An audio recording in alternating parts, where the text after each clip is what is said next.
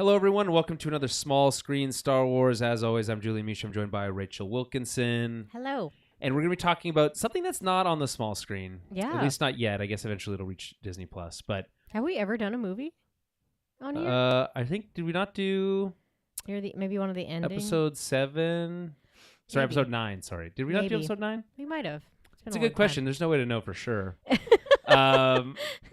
There's no way to know. You don't know our entire catalog of episodes? I'm telling you that if we did it, I blocked it out of my mind because I hate that movie. I mean, you yell about it so often I that hate it I so feel like we've much. talked about it throughout, other episodes. But we're not here to talk about stuff we don't like.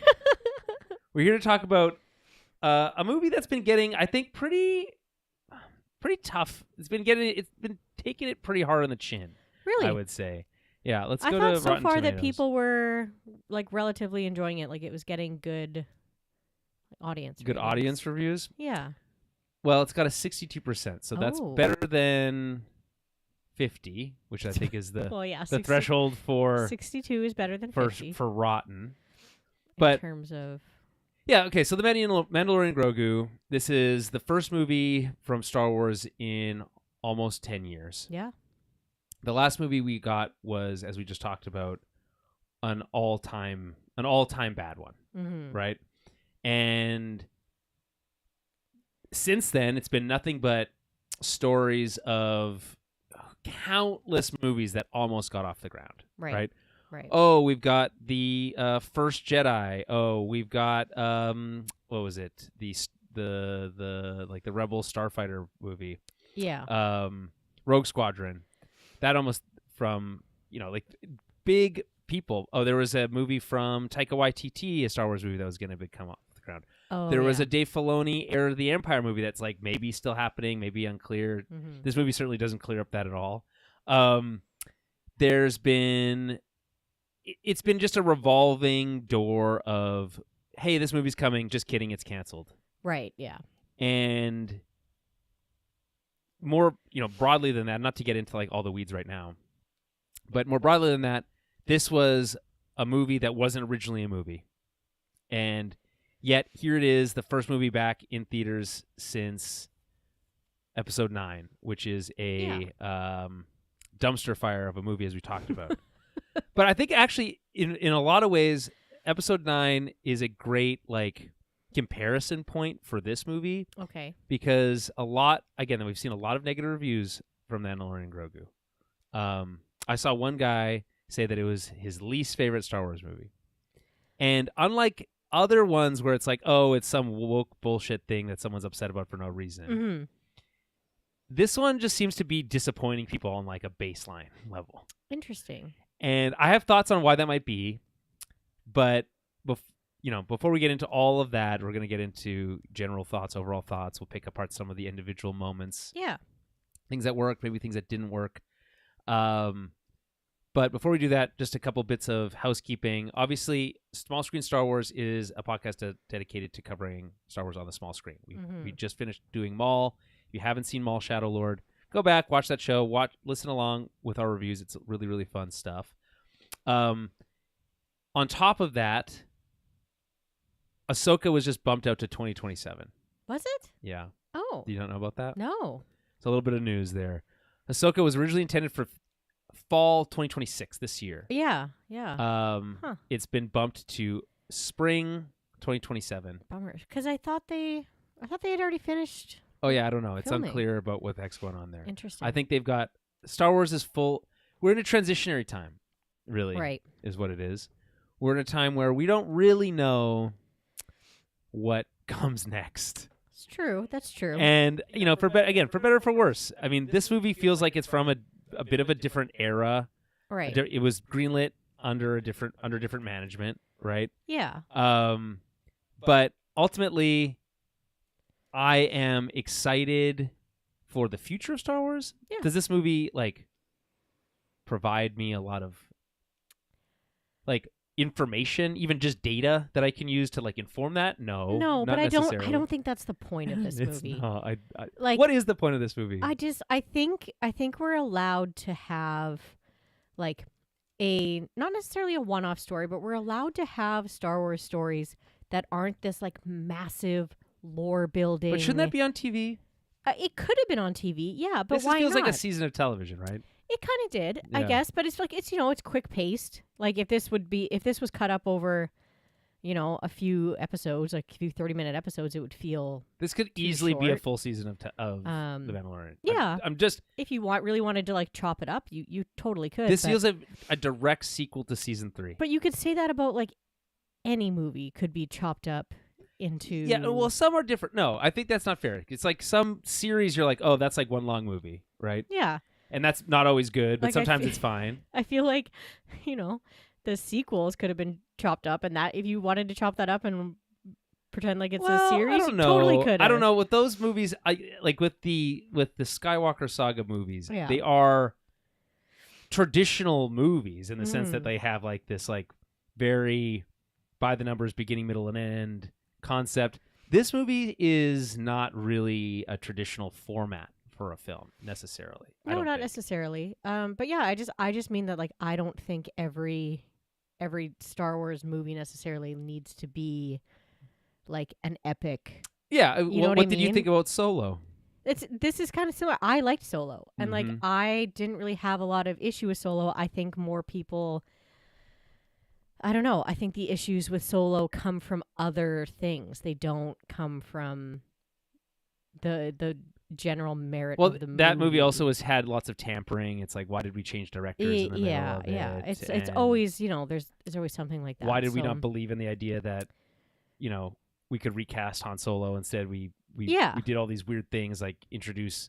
Yeah, it had like fundamentally problems. Like, why did we feel like we needed to explain why his name is Han Solo? That's not necessary. No, it's not. There's like obviously there can be like little tidbits and things, but I didn't think it was a bad story. I didn't think that it was bad acting. I didn't think it looked terrible. It just felt unnecessary, which is I think which is maybe what people feel like is this. that's what I'm saying. I think that the Mandalorian Grogu is facing a similar problem, Yeah. which is it's like, why does this exist?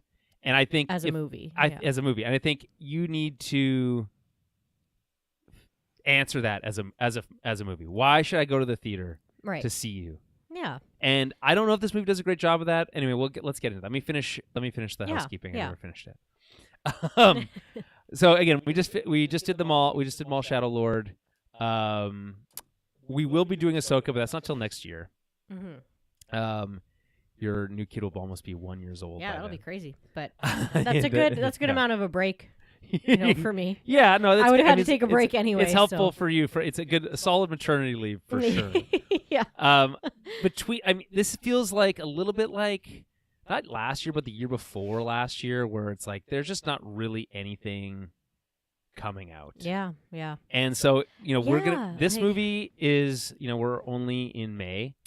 We're gonna have nothing from Star Wars until spring of next year. Yeah, I thought for sure that like May the 4th we would get some kind of drop. Nope. Like We usually did- they're like, no. oh, we're gonna have Just the something conclusion to Maul.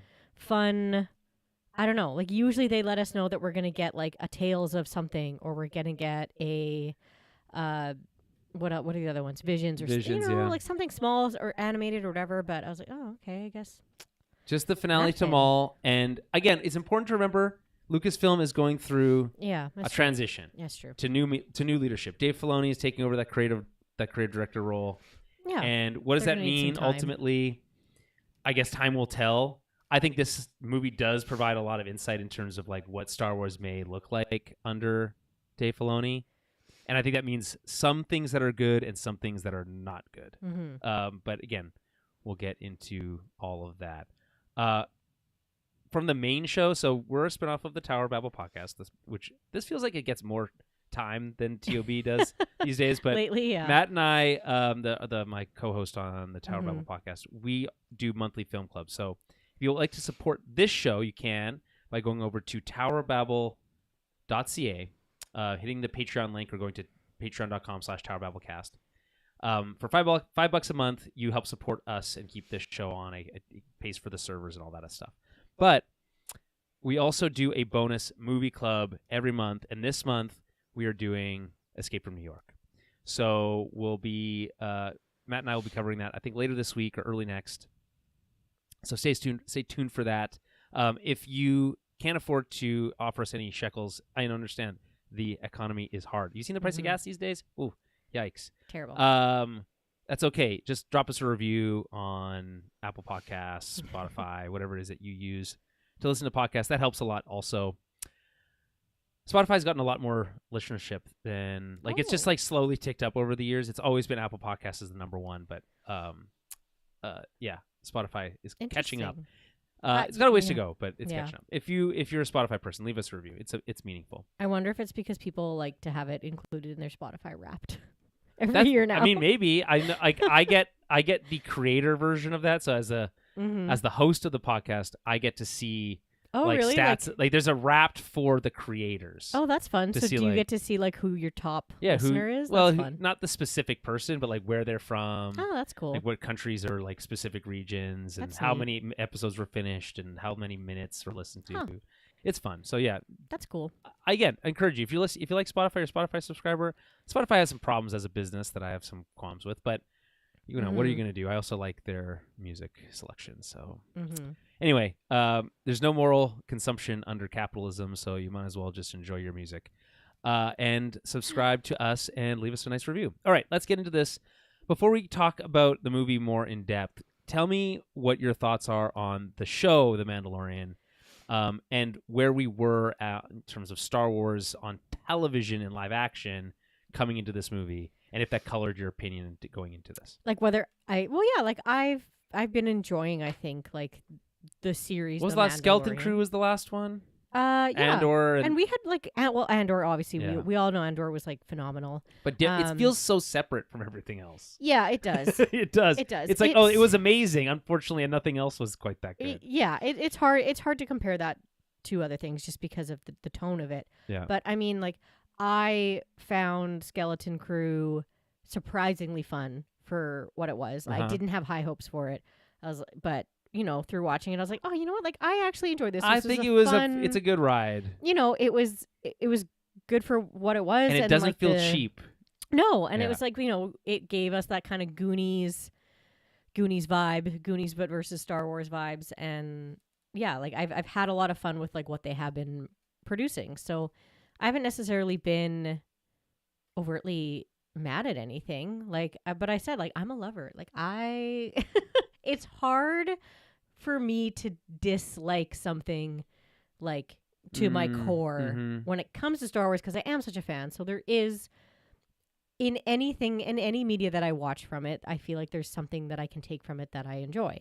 Whereas there might be nitpicks. I don't think overly as a viewer. I'm more on the lover side than the hater side, I think. Well, I think generally that the show is not really a hater-based podcast. Yeah. There's a lot of those on the internet. You can find them if you want them. Yeah. But, I don't have necessarily the same level of... Where were you on season 3?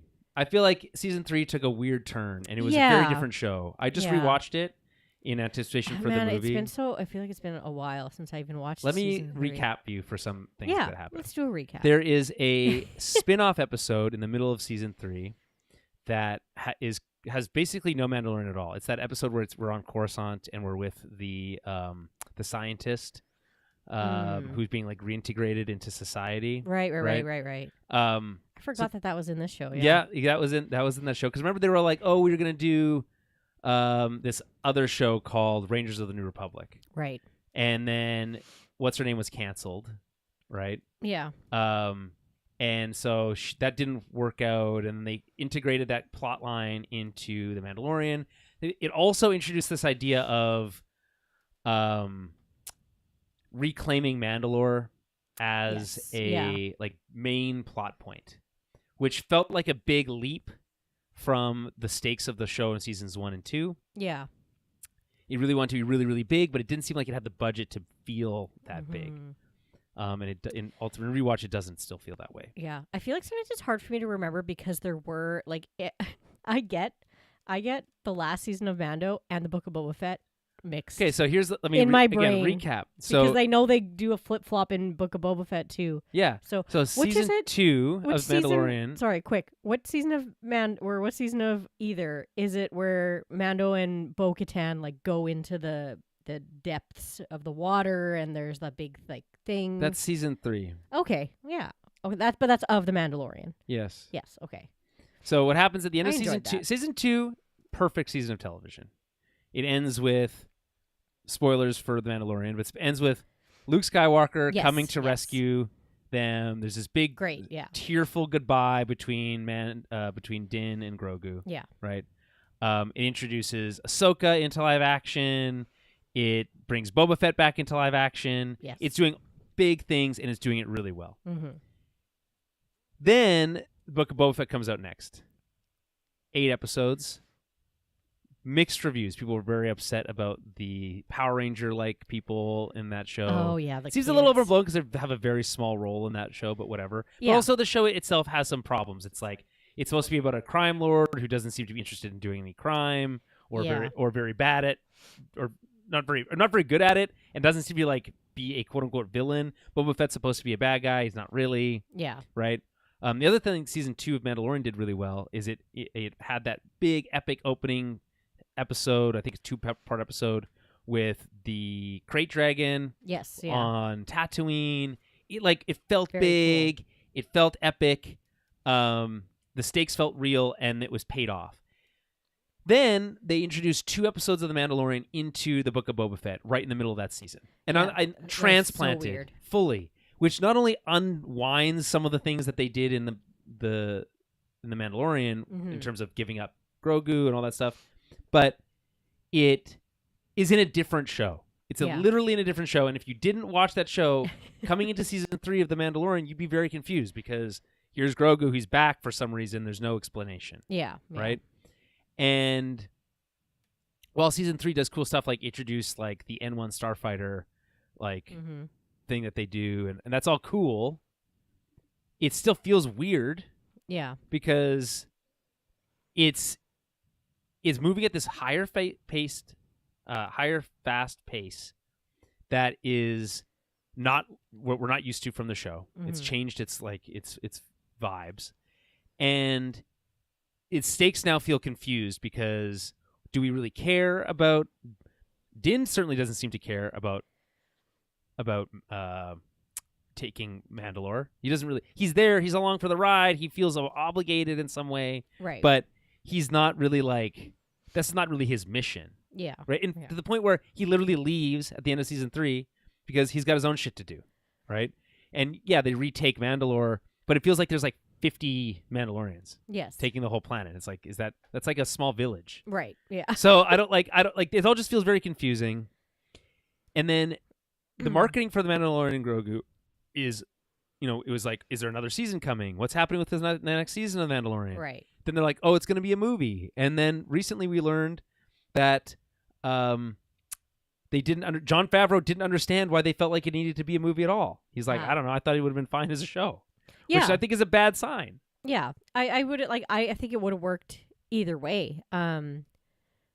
Yeah, I think it could have worked either way, but I don't know. I don't know why I'm not mad at it being a movie. I'm like, I'm fine sitting in the theater and It's watch fun. it. It's and, fun. like, It was fun. I love basically seeing like Star binge- Wars. binge watching. I love Star Wars on the big screen. Yeah. It's fun. Yeah. I would have gone to see episodes of the show on the big screen, just Yeah. one-off episodes. I would have been fine with that. Yeah. What I'm saying is, from a storytelling perspective, it feels odd because there's really no momentum around Din as a character. And while Grogu is certainly very cute, he's also kind of stagnant at this point. He's already decided he's rejecting the Jedi. He's taking on the Mandalorian creed. Mm-hmm. He still doesn't speak, so what we get out of that is still limited, although they do a good job with that in the movie. Yeah. I think ultimately it has this vibe, coming back to episode 9, where it feels like they were unwinding decisions made in episode 8 for no reason. Right. This feels like they're unwinding decisions made in the show for no reason. Like, oh, here's a new Razor Crest. Is that necessary? Like, I knew you were gonna hate that. well, it's stupid. Like, if you're gonna blow up the ship, commit to blowing up the ship. It's like, I know. I do. As soon as I saw it, the first thing I thought was like, "Oh, Julian's gonna hate that they gave him a Razor Crest back because Well- it is a missed opportunity to get like a new cool." what about ship. another cool ship? There's other know. cool ships. They I love know. selling toys. Why do we have no? Like, now I he's like know. he's got like a little garage at his house now, and it's like, oh, here's my cottage Yeah. and my N1 is parked here, It's and like my Starfighter. nostalgic. I don't know. Like, yeah, I know. when I saw that, it was like, I think just because people were probably so bummed that the Razor Crest got exploded that they're like, let's bring it back and just make it kind of yellow. And Yeah, they added a cool. yellow paint It's job. yellow paint, and I did think that was funny because I was like, I knew you were gonna be mad. Well, I don't know. Again, it's just an example But I of mean, if he's like, bounty hunting, he needs a what ship like that. is the point of any of this? And so let's get into the movie itself. I think my opinion on where the show was at before coming into this is I ultimately, with Ahsoka being the only show left on the docket, it feels weird that this show has almost nothing to do, or this movie has almost nothing to do with Ahsoka, because they're happening at the same time theoretically, in a timeline perspective. But while the reemergence of Thrawn should be this big epic thing, it's not even a plot. It's not even a subplot point in this movie. In this movie, no. And you have to wonder why that is, and if that means that whatever the future of the Mandalorian is, which is like, is there another season of the show gonna come? Like what? Like obviously the story's not done. Yeah, it's So, hard like, to know. Is it another show? It's hard to know exactly where this falls, I guess, in terms of like the Ahsoka show. It's either happening in parallel or just before. Just before, yeah. Because I was like, right. Yeah, it's hard to know. I guess, yeah. There's no guarantee. I mean, the New Republic stuff is happening in parallel with the Mandalorian and Grogu. It's happening in parallel with Ahsoka. So there are like bigger plot points about like, oh, they're trapped in Peridia. Yeah. And what does that mean? And that's the thing. and it's like, Ezra's back. Could be trapped there or whatever. Right. But yeah. like there's but Thrawn's back. Right. And like what's he doing? And I know there's theories about how that potentially ties in here, but the movie's choice to not really even address it is interesting. All right. So the movie runtime was 2 hours 12 minutes. Perfectly reasonable runtime for this movie, I think. Yeah. Didn't feel long, didn't feel short. Nope. The logline is as follows. Once a lone bounty hunter, the Mandalorian Din Djarin and his apprentice Grogu, should be Din Grogu, but that's fine, embark on an exciting new Star Wars adventure, which is got to be the most milquetoast logline I've ever heard. But that's fine. Directed by Jon Favreau, written by Jon Favreau, Dave Filoni, and Noah Kluwer. Stars Pedro Pascal, Brendan Wayne, Lateef Crowder, Sigourney Weaver, Steve Blum, Jeremy Allen White, Martin Scorsese. Lots. It's interesting cast. I will say. Okay. Your overall impressions of this movie as a movie, standalone, nothing else. Okay, as a movie standalone, like kind of has, as I was saying before, I don't feel like necessarily every movie needs to be a giant lore building, like epic. Nope, whatever. It doesn't. I'm fine. I'm totally fine to have these sort of like fun, singular, sort of one-off stories. There's a lot of things that I really liked about the movie. I thought it was fun. It was quick paced. I liked being able to see Hutt's live action fighting, which was very moving fun. more, which is interesting. Yeah, which is very fun. Also gross, if I'm being oh honest. Man, like there's a lot of things that were like super icky about Nal Hutta when you're seeing these big like slug pits. Yes, it was so gross, but very fun to see like a different take on Hutts. And to have a Hutt that actually, I was totally not expecting to have this Hutt character that was not like just a slimeball evil bad guy. So very fun to have like a Hutt that does have a different view. So it's like, okay, we're getting like a different perspective on Hutts as like creatures. And it's fun to see them be able to actually move and be physical and not just like certainly something you couldn't do back in the original trilogy. No, but I mean, like, and I know that there is like in comic books, and you will see some of this in the lore in the comic books, but it is fun to see it on the big screen. We've never really even seen it on animation. Like we don't really see Hutts move very much. You don't. You always see them as these like slovenly like. Well, they are slovenly. They're just kind of like eating, and they do that. They're crime bosses, and they have power, but you don't really understand why. Like, why are they so dangerous? You kind of just assume it's because they have money and they have henchmen. I also fun seeing Embo. I love an Embo. Yeah, and I think I nothing against Embo. Embo was very cool. Because he's connected with the Hutts. He's always around with the Hutts. Yes. But I mean, in general, like I enjoyed being able to like sit, decompress in a movie theater, watch a Star Wars movie Not that have didn't have no real big stakes. Yeah, no big, like no huge stakes. No real arc for anyone, really. Yeah, and I'm like, I'm kind of okay with it. Yeah. Like, it for sure. It feels, it is maybe dumbed down. It kind of feels like it feels like a little forgettable. Like it's just like it happened. It doesn't feel like super important. No, it does not. But I'm okay with that. I'm But, like, okay to have some media sometimes. Can we take it out of in context? Is the first Star Wars movie in 10 years almost? Yeah. Isn't it kind of weird that the first movie they started with is kind of forgettable? Maybe, but not that important. Like, what are we doing? Yeah, it is like for sure. It's odd in the scope of what we've seen from the movies, because when we think about the Star Wars movies, you think of the epics, and you think of these like epic trilogy storylines, or you think of like Andor, which is like this like, you know, massively emotional story. So that is kind of like our blanket feeling about the Star Wars movies. So it is odd when you kind of get one that's like feels maybe a little bit more of like fluffy. Like it's good for kids. This is definitely, you know. I know there was an article written on Slash Film about how this guy brought his son to see the movie, and it really changed his perspective on it.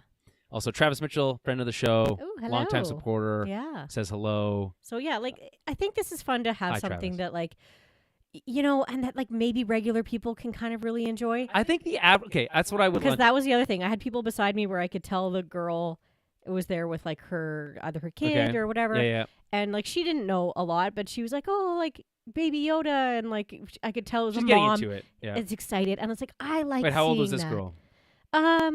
Like older than me, I would say 50s. Okay. Like, you know, and she had like a teenage sort of like person daughter with her or whatever, and like, it's fun for me to see like different groups of people like being pulled into the Star Wars universe. Yeah, so I I'm agree. Like, okay, that's nice. It's that's important. Heartwarming. It's important. I so think. I'm like, okay, I'm like, it doesn't need to be like, you don't really need to go and see. It doesn't need to be Andor. I get that. Yeah. I get that. You don't need to like go and consume a ton of media to watch No, this. I would argue that you probably should have seen the show, though. It helps for sure. But if people have, there's a lot of people who did watch the show that really didn't have a ton of Star Wars. That's true. It was.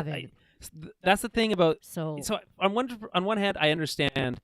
Yes, this movie makes sense as a movie because the show broke containment. It was it was the biggest show on Disney Plus. Yeah.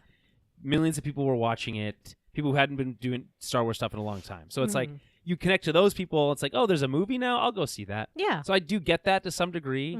I just think that as a piece of a larger puzzle, it's a little confusing. But that's fine. It doesn't have to necessarily make sense. Yeah. I had there's a little boy like a row behind us. And he was very into it. Yeah, he was like this is the way. Oh. And he was like, and then when like the gross part was like when all the slugging part, he's like, ew, gross. See, that's what I love. Yeah, and like so that stuff was like that stuff works, me. and like he was like cheering, he was like cheering on the movie and stuff. So I get it, like that. That's making me tear up. That stuff works. That. Yeah, it's cute. And that's kind of what it's about. Like a movie like this, to me, that's kind of what it's about. It's not necessarily, not that I'm saying it's not for us. I'm not saying that's not for the diehards, but like it can also be for that younger generation who's like starting to get into it, right? Really starting to like Star Wars and get into Star Wars, which is like, it can be this is another entry point, certainly. Yeah, you know.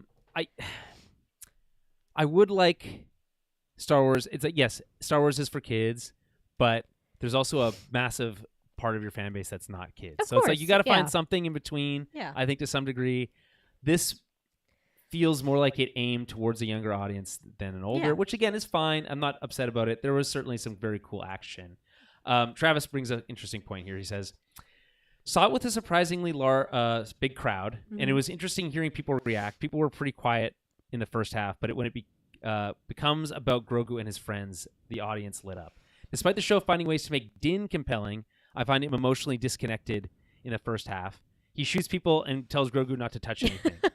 And I 100% agree. And then in my theater, when Anzellan cries when he sees the dog, everyone laughed, and a kid said, look, Mom, he's crying. No. It was great. Yeah. I mean, so let's just unpack this one piece at a time. So I also saw it with a pretty large crowd. I saw it on the Saturday. I would say going into the weekend, it's the opening weekend, I think that the ticket sales seemed pretty soft. And I'm just looking up the Box Office Mojo, and okay, I'll but you know we'll whose see. fault that is? Disney's? The movie theaters too, because I'm sorry, I hadn't been to a movie in a really long time. I don't remember the last time I How went to a movie. expensive it was? Like $7 for a 24-ounce You don't have to tell soda. me. I was like, what the hell? I was baffled. and okay, Adam and I bought that ad. Why? It's not even nice. It's not even good looking. Okay. Because we had a gift card for $50. I was like, fuck it. Like, it's What fun. even is it? It's just a toy? It's pretty much just a toy. They don't put popcorn in it. It can't really hold a lot of The popcorn. popcorn bucket is literally just that, like... It's the that- body of it. that- You can put okay. batteries in it, and it like makes noise, and it has lights. No, And there's a this is little stupid, and Mandalorian you should hanging be on the ashamed side. of yourself. I know. But I have a toddler at home, and he thought it was the coolest thing ever when we brought it home. And we did buy the R2-D2 one, but here's my gripe: the R2-D2 one that you got at one of the movies a few years ago, when you bought it, it came with free popcorn refills for a month. Oh, that is a good deal. And it was like $60 or $75 or something. But That's then you get the insane. R2 That's thing, and way he was too- awesome. That was for episode 9, I assume. Yeah, but he was like this big, and my kid loves it, and I don't know. So that we were was like, the popcorn this is bucket? fun. I thought it was that tin, like, rectangle thing that was the popcorn bucket, to be honest. For the For- AT-AT? Y- You can open the AT-AT, and the body of the AT-AT, you could put popcorn in it. But it would only hold like maybe a small That's popcorn. so stupid. You get a large popcorn with like the purchase, just in a bag on the side. But yeah, they don't actually put the popcorn in it. But yeah, so we did buy that thing. Yeah, I don't know. Okay, I just lost a little bit of respect for you guys on that. I Because, like, know. it's not... I looked at it and I thought, this looks, like, cheap and bad. It was, yeah. But now it's cool because I've got an AT-AT in my house. That's that cool. My kid really likes. I want to get, like, Is it worth an $100? actual No. AT-AT, like, one of the cool ones. No. You know? But Like... yeah, it's got a little din hanging off the side of it. Yeah, It's yeah, cute. on, like, a little plastic wire. It's cute. Not worth $100, really. Okay, but, so yeah. currently this movie has made $161 million, $98 million domestically, 63 internationally. Okay. That's not very good. No. That's not very good. 161 million opening weekend means it's probably on pace to make, I don't know, 300 million, 400 million dollars. That's not very good for a Star Wars movie. It's probably if that is the case, it will go down as the worst performing Star Wars movie. But again, I don't blame people. People can afford movies. And listen, crazy. I get it, but also that Obsession movie is making bank from the last 2 weeks. Have you heard about this? It's kind of like a horror movie. It's a horror movie. Right? It's like a thriller horror. A thriller. Yeah, I've heard. Super cheap. I made for under $1 million. It's making That's really the good thing, money. though. As soon as you get that kind of viral marketing of something with the younger generations, like not necessarily not us, but I think the marketing for that, The Gen Zs. the Gen Z The marketing Gen Zs for don't it really go to see works. movies, so if you get them to No, go see but movies, if you can it get them pays off. to, yeah, and then that's what that happens, right? So it's because it's kind of like a stalker swim fan type movie, right? Like Yes. yeah, I mean, but anyway, all I'm saying is it's concerning. Obviously, there's more to it than the box office. yeah. Anyway, we made it through one half a sentence in Travis's. Sorry. He's added more. We'll get to it.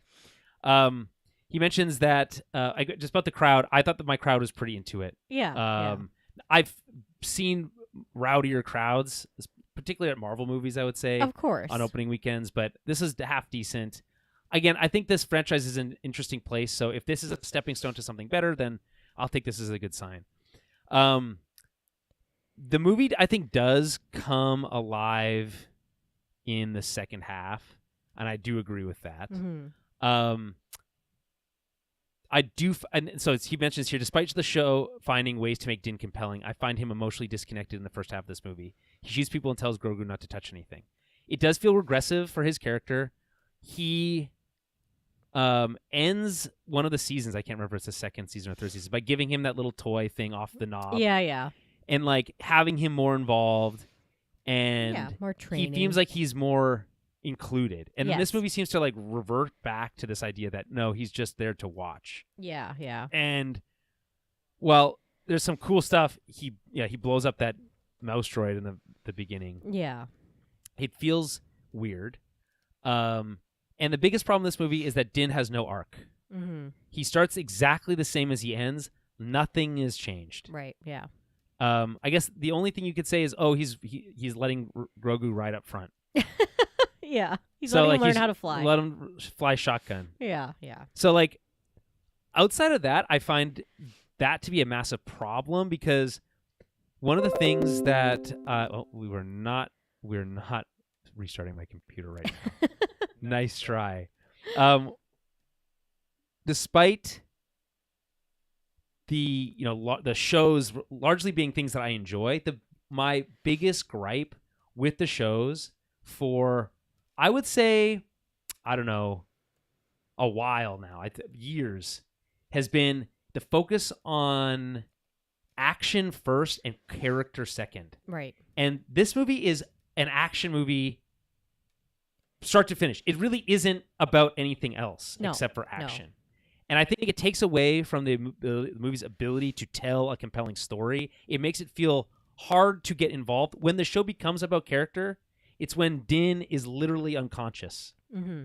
So I don't know what that says. I don't feel like it's a good sign. But anyway, what do you think about Din in this movie? I just feel like he's it's a I little would hollow. agree. There isn't much development with him, and you're correct with that. Like there's no.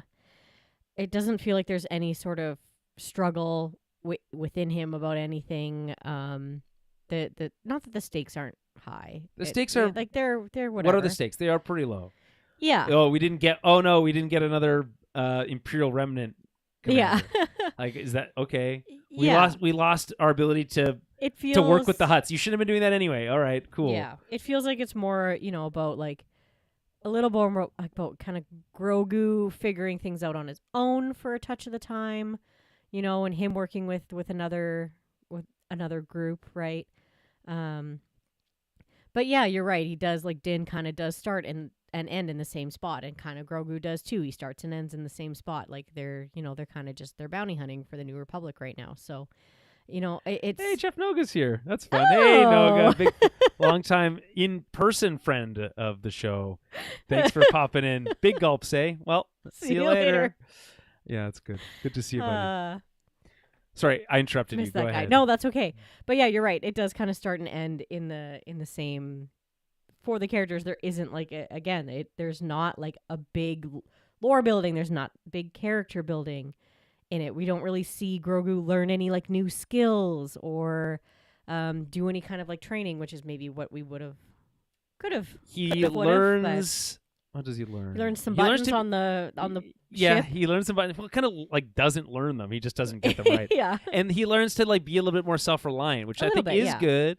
I think so. Mm-hmm. Travis makes a point here. Says the movie is about something. There are just 3 prologues before the movie actually starts, and the movie seems to be like, what would you say the movie is about? It's about having to, like, I think they state it plainly, right? Mando says it.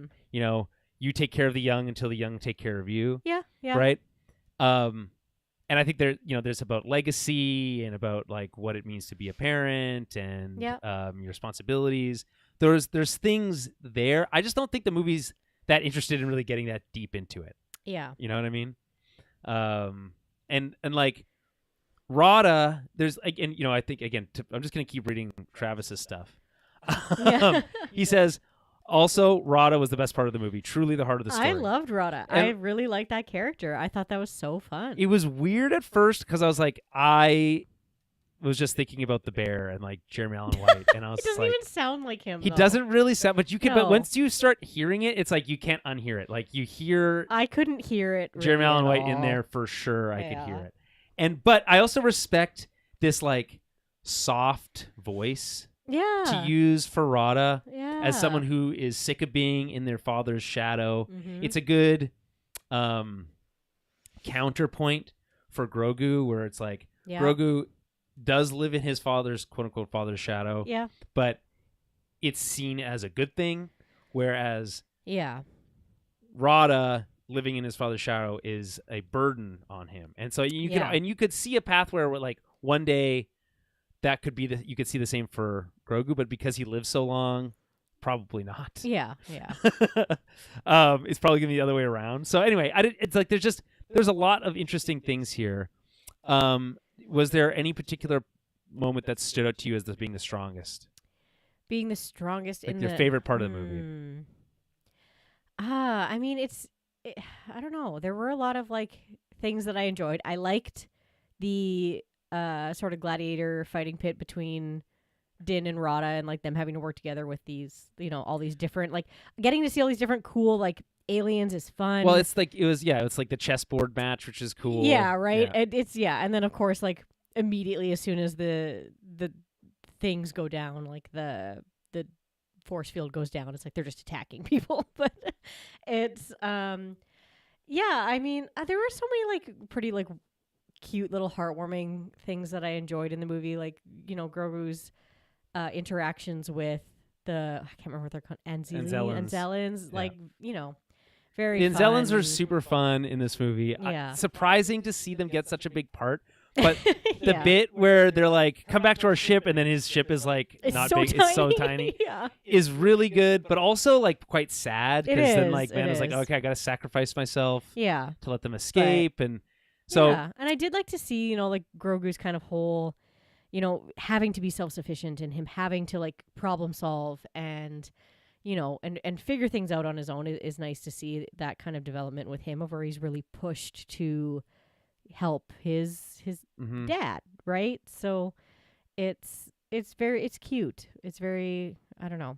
That was very sweet. It's hard for me to like pinpoint like a favorite part in the movie, though. I also really like the interactions between Grogu and Rada. I thought they were so sweet, like how much they liked. well, each he's other. like, get away from him, and then and he's that's like, I'm not gonna hurt him. He's like, I just want to feed him. It's just like, oh, it's you just tell they're like buddies. Like Grogu, when he saves him, he unplugs him, all that. Like, it's good. It's yeah. First Seeing of all, a Hutt Travis, be cute is you're nice. not that guy for saying that Zeb didn't really add much to this movie, because while Rebels is good, Yeah. Zeb feels completely unnecessary in this movie. There's a lot of parts where I'm like, where is Zeb? Like, he's just flying. what's He's just the hanging out point? on the ship. Yeah. I don't understand why. Like, for me, yeah. this is an example of like, you could say on the positive side, you could say, oh, if you don't know who Zeb is, then he's just a cool looking character that is a pilot. yeah, I it's guess. pilot working But, with Mando. Yeah. And but if you do, it's like adds all this cool backstory. But the reverse of that is, I do know who he is, and yeah. his presence adds nothing from a storytelling Yeah. perspective whatsoever to the story at all. I kind of forgot about him completely until we just brought it up, which is not good. That's the thing, because Zeb is a strong character. He can fight. There were points in time where I'm like, why would they not just call Zeb? Like, why is Zeb not flying in to help, right? Immediately, or like helping. Yeah, I with a will lot of say this, that he so gets it that was one odd. cool action sequence where he's like Yeah. doing all the stuff that he does from the cartoon. Yeah, yeah. And I was like, oh look, he's doing the cartoon stuff.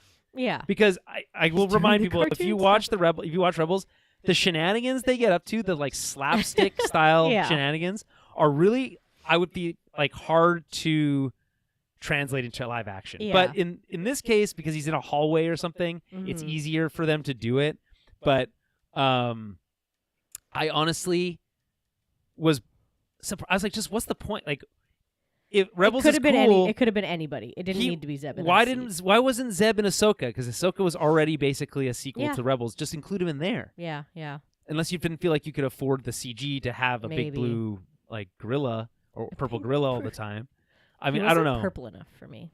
I just think that like, yeah, it's cool to have him voiced by the same guy. Yeah, I love shout Zeb. out to Zeb's a great Steve character, Blum but- for that. And you get to see him using his bow staff, and that's kind of cool. Yeah.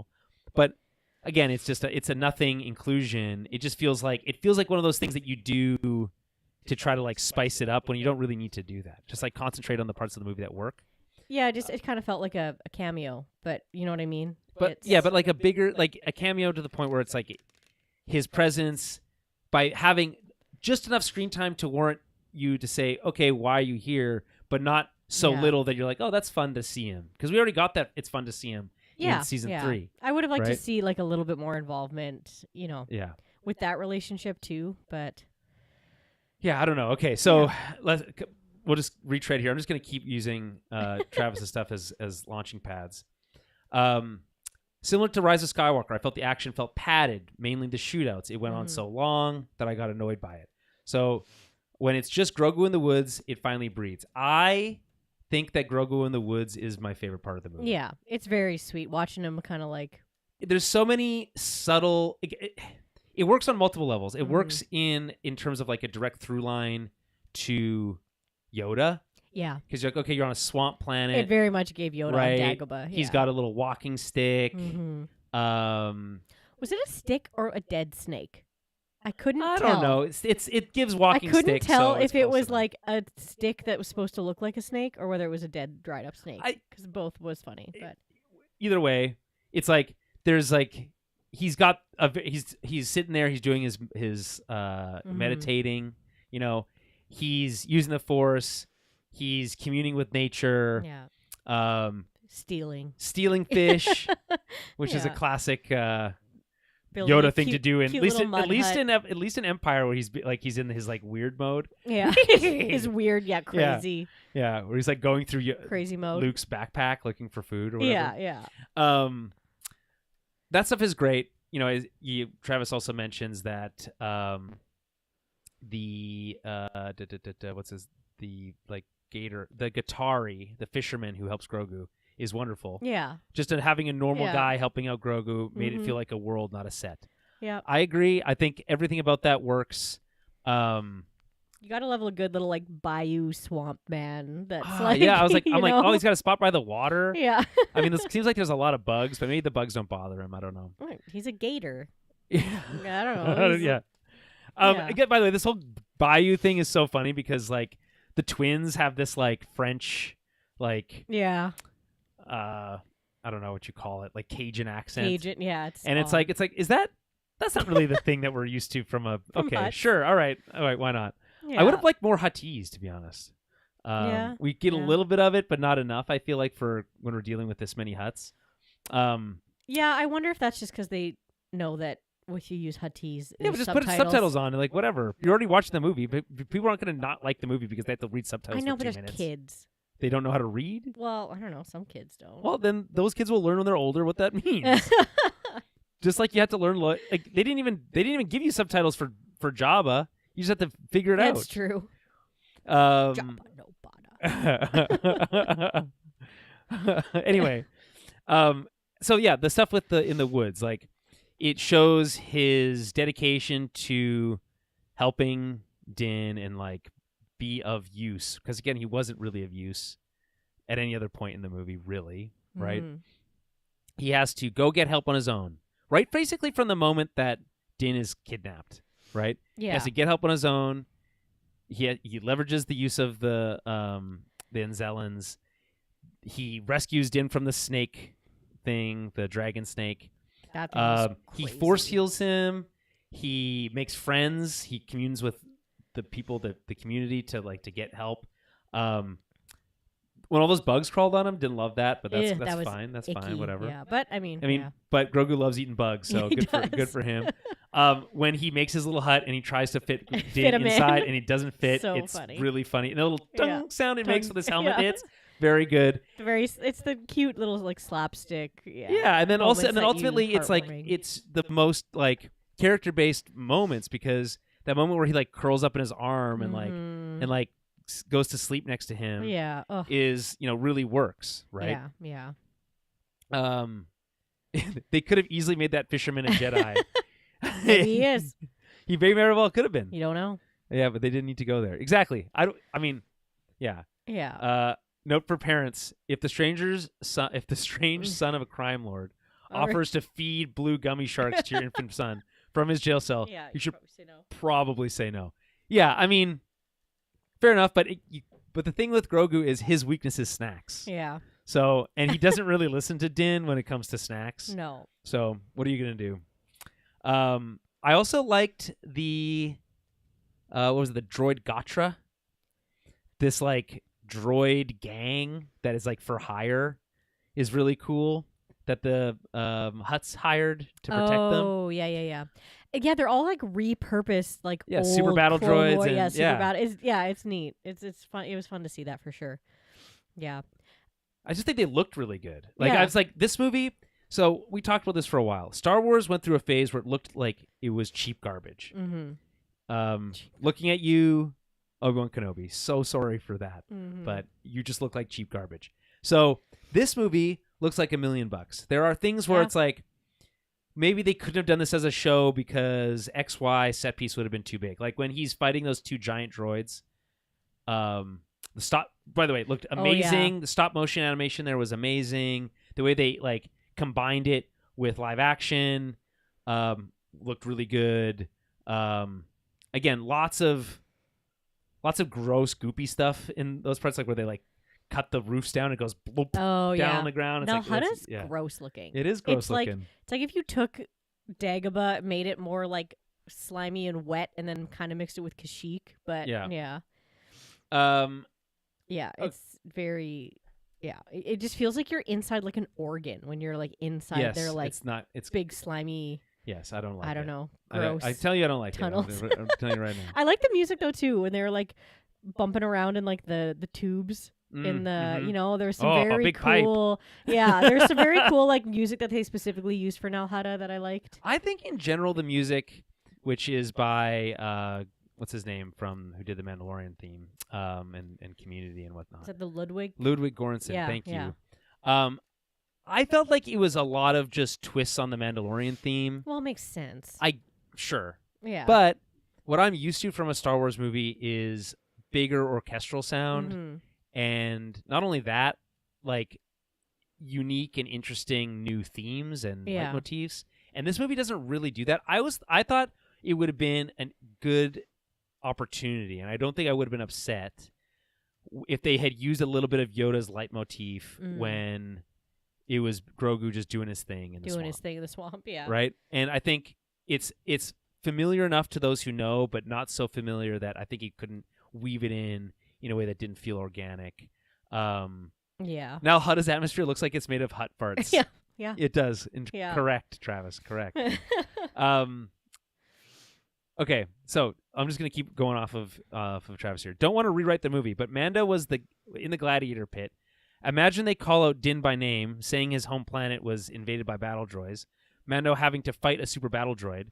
The Imperials probably should have been able to get this information and would have been a good way to bring some depth into Mando, making him confront something from his past. In fact, I'll do you one better, Travis. He's literally fighting droids at the end of this movie, and there's not one comment about how he feels about droids. Like I think maybe there's one comment about droids at some point, but like in the show, he seems to get over it with the whole IG-11 situation. He's like, "Oh, I like droids now because IG-11 helped me," and then it's just never addressed again, despite the fact that there's like actual super battle droids here for him to deal with. Yeah. And you have like, okay, here's this father figure having to face his childhood traumas. Right. While you have his kid in Grogu having to deal with the trauma of potentially losing Din. There's some more that you could do there. I think, again, this speaks to the Dave Filoni of it all for me, which is he's so obsessed with these like through lines to things in Star Wars. Like again, it's obvious references to Yoda on Dagobah, right? Yeah. And like the chess match game, in the fighting pits, and like these cool action moments or like these deep cut references. But when it comes to character work, I find that he has a bit of a blind spot where it feels like, it needs to be this whiz bang fun, throwback to the old serials that the original Star Wars movies were based off of. But we're in the year 2026. We need character work, and especially from your main character. And if you're not going to do that, if you're not going to do that, give me a little bit of like greater world building to work off of, to be like, okay, well, he's in this state of mind and the world is X at this time. But this movie does have, like, let's talk about this right now. The movie has almost nothing to say about the state of the universe at this time, other than there are still Imperial remnants. That's it. Yeah, they're kind of hunting. Yeah, I guess that's what the New Republic is focused on. in their own kind of bounty hunting way is trying but to why? track down. Like, give us the why? They're tracking down. Well, they're these war criminals. Okay, sure. So yeah, To bring them to justice. Yeah, bring them to justice. Okay, and and then what's the to- greater plan for the New Republic? Just to be like, hey, look at us putting these people to justice. Great. Yeah, but then to also like to keep the peace. Like you can't to show that you can't get away with it, so Yeah. that it yeah. sets a and precedent. you can't just let these guys be Okay, like rampant. but they don't talk about No, that. they don't. They don't talk They about that don't. idea. It's just like, hey, here's our deck of cards. Yeah. And I don't know. To me, it feels lacking. Again, there's theories about how the strings are being pulled by Thrawn to get rid of some of his like his rivals I just feel like in the there's not Shadow enough time Council for that to be set up yet. But like, if that is true, maybe that's Yeah. interesting. But we don't like. I feel like it's a reach. Yeah. I think at this point. actually, and I could be wrong about this, but I'm almost positive that when they're in the very opening scene, when they're showing the base, the New Republic base, you see Hera in the background. Oh, you see her there? Yeah, I saw a green Twi'lek with like a brown head Oh yeah. wrap or whatever Yeah. thing, and I was like, I'm pretty sure that's supposed to be Hera. Like just very far in the background, walk by. So she's there. So in theory, this would be. I feel like probably again. I feel like before. to me, Thrawn it's stuff? interesting. Like, why have Sigourney Weaver here? Why Yeah. why isn't it General Syndulla? Yeah. Like, if we're gonna include Zeb, Yeah. just have Hera do Just this have Hera, role, which would be cool. Yeah. right? Yeah. And it's like, okay, well, people don't know that character, but no one's ever heard of Colonel Ward. no. And so we know who Sigourney Weaver is only because of her connection to sci-fi movies. So Yeah, that doesn't. it's like, I guess it's cool to have Sigourney Weaver in Star Wars, but this role feels completely unneeded for her Mhm. and a waste kind of her. I will say that my favorite casting though is Martin Scorsese as Hugo Durant. Which one's Hugo He's Durant? the four-armed I was alien, like the not the kebab. shopkeeper. Yeah. yeah, and he's like, nope, road closed. Yeah. I just think he's really Yeah. funny, He's really great. sharp. The line readings are really strong.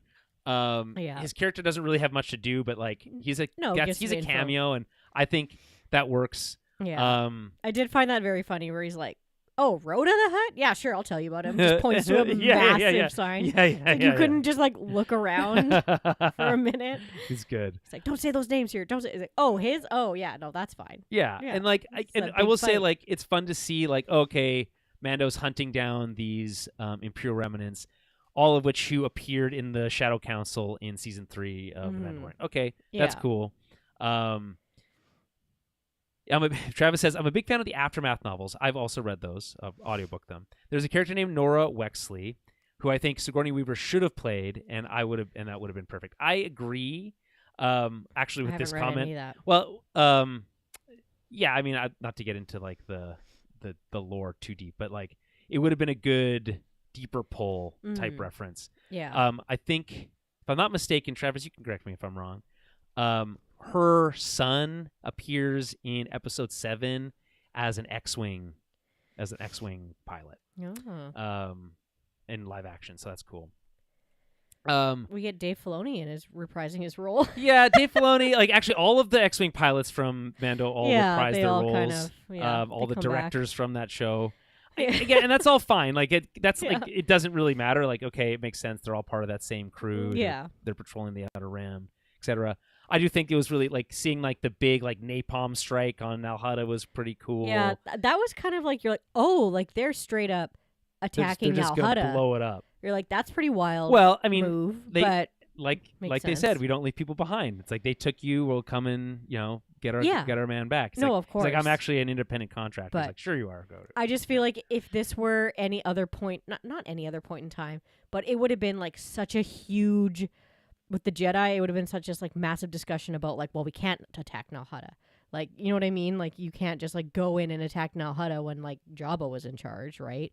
Yeah. Because they were so strong. But it's like you're seeing this like dwindling of the Hutts a little bit, at least with this line of the Hutts. But I'm like, that's wild. They're like, they just full in went in there and firebombed. Okay, so Nal Hutta. here's what I want to know. This was Does just one building, does though. Rada now take over the crime family? I don't think he wants to. Yeah, no, but I like don't maybe think he that's his does he vibe. reform it, It'd be interesting to see. or is that too okay, dangerous for him? Yeah, well, I mean, now that his aunt and uncle are dead because they were just trying to kill him anyways. Yeah. It's like, he has the space to maybe not reprise, but to take that leadership role and do something different with it, which would be kind of fun to see. But it does seem like, at the end, he's like, nah, I want to work for the good guys, which is like hilarious. I think it would be fun to see him. I would be fun to see him. Could you imagine a Hutt in one of those orange jumpsuits? I don't think you need to give. I mean, he does. They make the joke. I have a red uniform that I think would fit you. But it's like I don't think we need that. Yeah, that would be funny. But it was also wild. Like when you first see him, you're like, oh, he's massive. But then when he fights his uncle, you're like, whoa, he's smaller than his uncle. Like even though he's like jacked, he's still not as big as some of those big Hutts.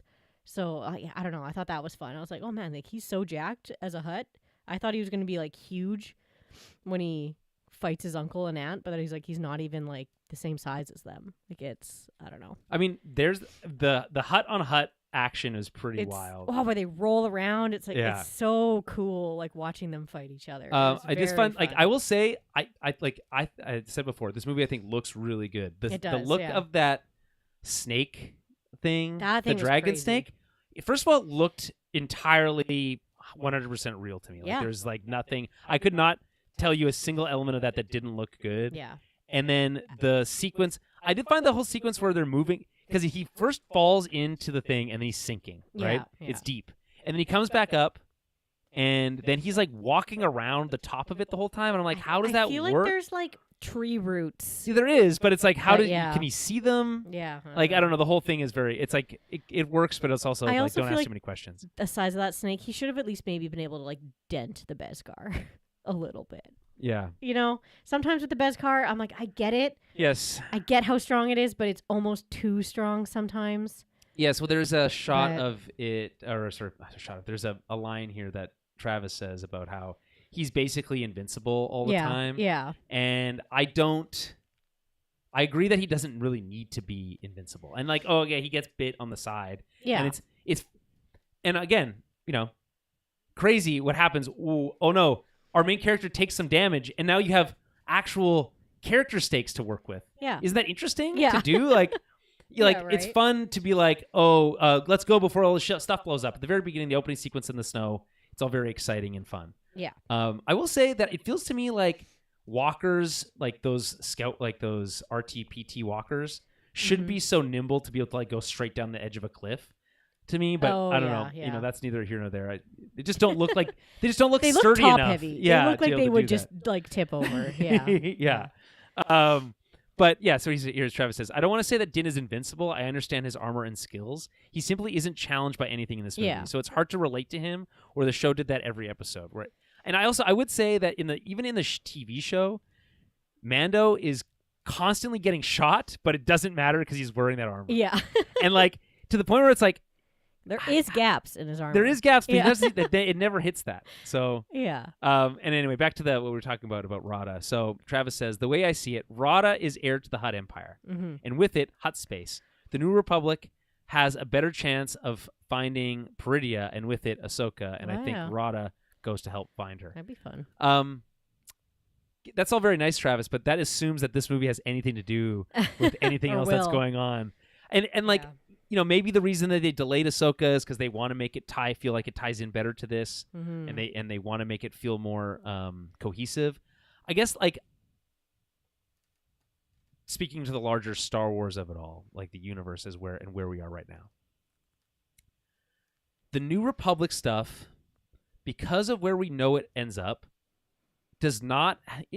much the same way about like the original Republic and how we see it turn to the Empire, in the original trilogy, and that was done via prequel, and that's certainly nothing new to Star Wars. The prequelness is built into its DNA. I just think that this idea of, hey, we defeated the Empire, and then the Republic came back for like a blink of an eye, and then the Empire came back again, feels a lot less satisfying than the Republic has been around for 1,000 years, right? And then it turned into the Empire, and isn't that tragic? Whereas, like, if there is a greater lesson here, which I'm sure you could tell about how, like, if you're like not right on top of it, and you could even say that it's like relevant to today about like, if you didn't stamp out the January 6th stuff, and now look what you did, Yeah. So like, I get that, to some degree. It just doesn't seem like the shows are that interested in, like, the Star Wars in general isn't interested in telling that story. It just wants to say, hey, the New Republic's here, and there's these things that the New Republic's doing. Yeah. But it isn't political, really, in like, Oh, they're not to staying bring away up- from the politics. not to bring the P word in, but like the politics of the New Republic is fascinating. What do you do with a galaxy that's recovering from Imperial rule for so long? Yeah. Right? Yeah. And what do you do with the holdouts who are secretly Imperials? Right? Like, how do you deal with that stuff? And it's like, there's some stuff in there that should lead to an interesting, episode 7, 8, 9. Unfortunately, we know how that stuff all goes. Yeah. But we have this middle section that we're dealing with, this Mando era, this heir to the Empire era, where, okay, we've got Thrawn is here. We don't really know how that's going to be tied up. We don't even know. We do know. We know when Starfighter's set after episode 9, right? So there's not really, it's not tying into this in any way. It's going to establish some sort of new line, hopefully something compelling and interesting. Whereas now we have what I feel like a stagnating era in Star Wars, where the animations team is still interested in telling, early Empire, fall of the Republic stories, right? Mm-hmm. And we continued even with Maul, and now we have the live action stuff that's locked into this. I don't know, how do you say? Is it 20 years post? 20-ish years post Yavin? Yeah, right? it's got to be. So ABY 20. Mm-hmm. And so that era has the potential to be interesting. I just feel like they're not mining the interesting bits of it. You know what I mean? Like, it's just so much left on the table. And if you in the same way want to help kind of like retcon the sequels, like they did, like Clone Wars did for the prequels, right? To help kind of like give it some more gravitas or more depth and weight. Right, yeah. Then you're almost too early to do it. And if that's the case, you're not playing into the themes that actually spawn those movies, about the rise of the First Order and what that means. So I just think that there's they're at an interesting inflection point about what they do here. Right. Let's see here. What does Travis had to say since we last checked in? Oh, I don't think Dave Filoni would bring back the baby Ahsoka rescued at a time when she's missing. If he wasn't planning on doing that reversal, it seems like a waste. Like to have Rada help find her because she helped find him. Right. Yes, I see what you're saying. Yes, yeah. Yeah. She saved him as a baby. Yes, and so he actually does say the bookend. He talks about bookends here. Just to use Travis. He's thought about this more than I have. Yeah. The TV universe is bookended by 2 movies about rescuing Rada. Mm-hmm. Right. So you've got the Clone Wars movie about Yeah. rescuing Rada, and then this movie's about rescuing Rada. So okay, that makes a chapter, you could argue. Yeah. Pretty wide chapter, but all right. The first Baby Yoda, who fans hated, Rada. Yeah. Well, I think mostly it wasn't that Rada was hated so much as it's like Zero the Hutt sucks ass. So Zero was the worst. Grogu worked, and the movie shows that respect they have for one another. So yeah, I think on a thematic level, like where these kind of like Lucasfilm level, like outside of universe stuff, the themes work and these connections work. I just wonder if there's a larger place for the story in a way that ties into the sequels, if that's what they want to do. And if that's not what they want to do, and they want to tell a very self-contained story about the New Republic, then what do they want to say about the New Republic? Mm-hmm. What's the plan for the Heir to the Empire movie? Is Dave Filoni still going to be doing that, Yeah. or is he going to outsource the directing for that? Yeah, I'm confused. Like, not confused, but I'm curious of where they can even go with like an Heir to the Empire movie, because it's like you have the First Order comes in, right? And like Thrawn's obviously not. I mean, not that he's not involved, but like, it just feels like even more of like a switcheroo, right? It's like, Yeah. hey, we finally got rid of the Imperial remnant, Yeah. even Thrawn, who came back out of nowhere and then brought the Empire back, and then we took care of them, and then now the First Order is here, and they're actually not connected in any way. Yeah. Don't be confused just because they wear the same uniforms and drive the same ships and all that kind of stuff. Not the same. the same. Right? And so I think Yeah. that is confusing, and I don't know I don't know how you solve that necessarily. Yeah. But It's like it doesn't feel like there's enough time for like heir to the empire and then like actually like unless you really, I think, unless you intertwine. really shrink down so the heir to the empire was this really big story, Yeah. right? Yeah. Where it had dealt with, a massive war, essentially another war, right? And they talk about trying to prevent another war. That's what they're talking about in this movie. It's like it's not about the small battles; it's about stopping another war. Yes. Okay, so the heir of the empire is another war. Essentially, it's the Imperial Remnant versus the New Republic, right? The New Republic right now is decommissioning their military. It does feel a little bit hasty on their part, I will say, but if you really shrink down the heir of the empire story to make it a lot more personal about Ezra and Hera and the Rebels sequel that it kind of could be, I think it could work because it doesn't have this like massive galaxy spanning implications. Yeah, that's true. However, is that as interesting? Yeah. I don't Yeah. know. I mean, on one hand, it's more character driven and focused, but on the other hand, it's less interesting if Thrawn has less of a like supporting cast around him. Right, yeah. So, I don't know. I'm on the fence. I think Have to see where it goes, what they do with it if it comes to fruition or not, but yeah, I mean, so do you think that this movie, The Mandalorian and Grogu, is going to negatively affect the next one coming out? Like the Starfighter? Starfighter, yeah. Do we think that this is going to have like, the Solo effect? Like they're going to get cold feet and be like, just kidding, we're canceling No, it. I don't think they'll cancel it because I'm pretty sure it's done. Yeah, but like, shot do it we already. think that like the people are gonna be like, don't bother seeing it? Like, we're gonna see that again? I don't think so because these movies feel so like thematically different. And what I would hope anyway, is that they do a better job marketing that movie. Yes, that's what I'm hoping for. Because this too, that movie's we get marketing more. was bad. It was not great. I think the trailers were bad. The clips they released were bad. Yeah. And I think maybe the part of that is it's like, oh, well, we can only show so much action Yeah. in trailers. showing But the there's whole also movie. like, without showing the whole movie. And also, Yeah. there isn't really much story to tell in a trailer. So, Mhm. we live in this era where trailers need to kind of reveal a lot. I think they have the opportunity to do a bit of a reset to say, hey, we got this off our chest. We really wanted to get this out of the way.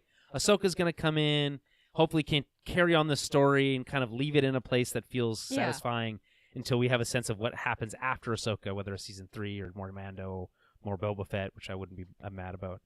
And then it's like, okay, now we're launching into a new direction, right? Yeah. Post episode 9. Maybe we can bring Rey back into it. How many Rey movies have been canceled since they talked about it? Okay. I was just looking at their release date for Starfighter. They have a release date, which is May 28th, 2027. Okay, so which is crazy. So they're really front loading it again. So this year is front loaded with Star Wars. Yeah. Next year will be front loaded with Star Wars. And maybe that's good. Maybe you need a year off between big projects to make it feel good. Yeah. I do think it's weird because now they don't actually have anything set for after that. So it's like Yeah. we have 2 Star Wars movies 2 years in a row and then nothing again. Yeah. We don't even know there's no live action show set for after that. Yeah. But again, we're in transitioning period, so the things will be announced. We'll get some word on it eventually. The Disney shareholders will demand to know. Fingers crossed for Taika Waititi being involved. Yeah, he said he's still making a movie. Like, Yeah, I enjoy him as a writer and as a I think creator. he would work really well for Star Wars. I think it would too. People got sick of him in Marvel because it lost a little bit of like the gravitas, but I think for what a Star Wars movie with a lighter tone, he could totally work. Yeah. Okay, a couple of final thoughts here. This is a mention from Travis from earlier. He says, the shot at the end when Mando is swimming, retrieving Grogu, the Anzellans, and Rada, pulling them to shore, brought it all together. Those 3 representing each trilogy, the importance of each. And he says, for me, the movie is about the value in everyone. Everyone is worth going back for. Of course. Remember when he came from and what you succeeded, respecting it, and even if you surpass it. So... yeah, I like those themes. I think in general, I mean, again, is the movie particularly thematically heavy or rich? No, not really. But I think in general, it's a good time at the theater, and I think people are giving it a hard time. It's like, oh, it's just fun. It's just fun. Is that good enough? Yeah. And I think this time it is. Yeah. If the next one is like that, I might be saying, what's the point of this? Like, let's. Yeah. The Star Wars always had a point of view. This movie kind of lacked a point of view, and I would like the next trilogy to be something. Yes. of Well, significance. yes. If you're putting something into a trilogy, it needs to have substance and it needs to have more gravitas to it Yeah. for sure. Another thing from Travis. The Thrawn trilogy has the reemergence of Thrawn, which we have. Him using Force users to create an army of mind-controlled clones, which we have. We just need a crazy Jedi clone. Yeah, I mean, I guess like maybe a clone of what if Ezra's a clone? What if Ezra's actually a clone and now he's a double agent inside the New Republic? Yeah. Honestly, first good idea. I'm not entirely opposed. I mean, other than the fact that we haven't seen live action Ezra really do much at all. Yeah.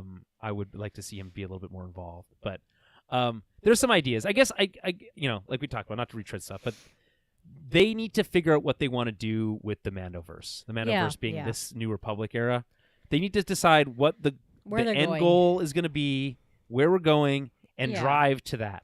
And then you can build ancillary stuff around it if need be. Yeah. But figure that part out. And then I do feel like this is maybe the stepping off of that, because it's like, okay, so we can't have Grogu with Luke because he's not with Luke in 7, 8, and 9, right? So there needs to be a reason why where Grogu isn't with to be fair, his there. whole Jedi academy is like burnt down. Yeah, it's gone. It's all the things. So Yeah. So it's like we need to have this like in between of like where, what, and why, right? So it's like, oh, he's kind of all right. He's bounty hunting with his dad. He's finding war criminals.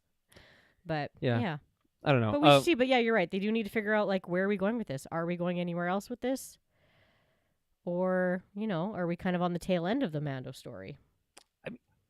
I want to know if there's like this story cannot possibly be close to being over. Mm-hmm. Like if you're like, okay, well, we're used to Star Wars being this like long extended concept to the point where maybe it feels drawn out in times. The story of Mandalorian Grogu ends with a adolescent Grogu burying his father. Yeah. Right? And then going off and then presumably still having the time to become a Jedi.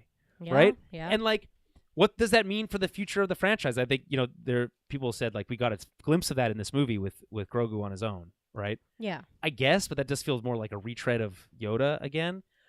There's a lot of rich soil to be tilled in this story. But it would rather require a long tail, like, we're going to rejoin these two 10 years from now. Yeah. Or time jump.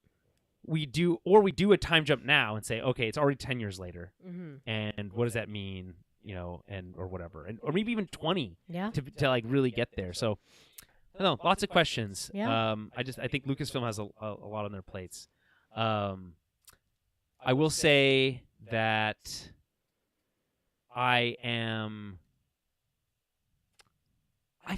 ultimately, I guess I'm the same. I don't know how much more I am excited or concerned about the future of Star Wars. This movie doesn't change my opinion on it at all. It just feels like more of what we've already received, for better and for worse. Like, it's the best parts of The Mandalorian and the worst parts of The Mandalorian wrapped up in one, which is entertaining but somehow hollow, right? And to some degree. Yeah.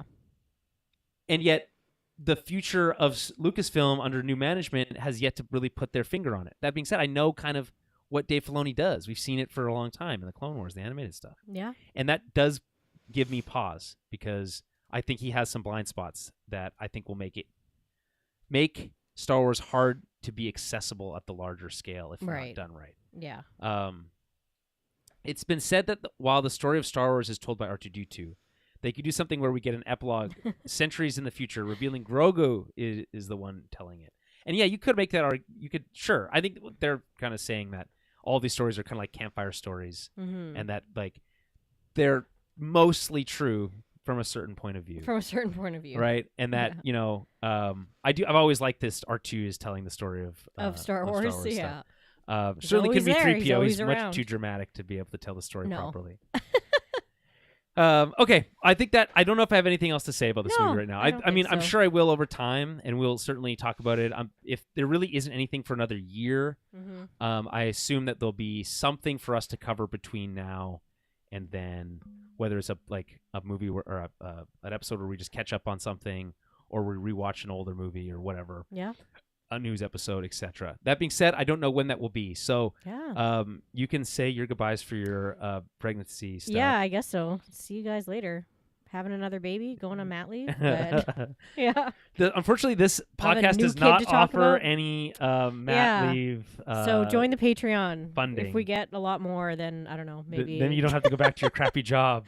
I would love that. Yeah, make this my full-time job would be. That would be great. Ideal. That's the goal for 2027. Well, then we have a lot of you have a lot of work to do. We have a lot of work to do. I also have a full-time job, so there's that. Well, I mean, I'll be off. I guess if you have a chance, go see the movie again if you really liked it.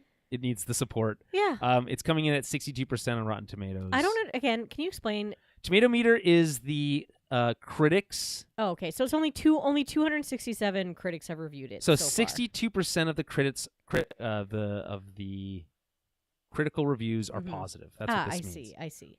And then 88% on the popcorn meter, which is fan reviews. So there's a lot more of those. 5,000. 5,000 plus, yeah. Okay. And so I would say 62 and 88% is pretty middling. Mm-hmm. The IMDb score is 77 out of 10. Yeah. And its Metacritic is around here somewhere.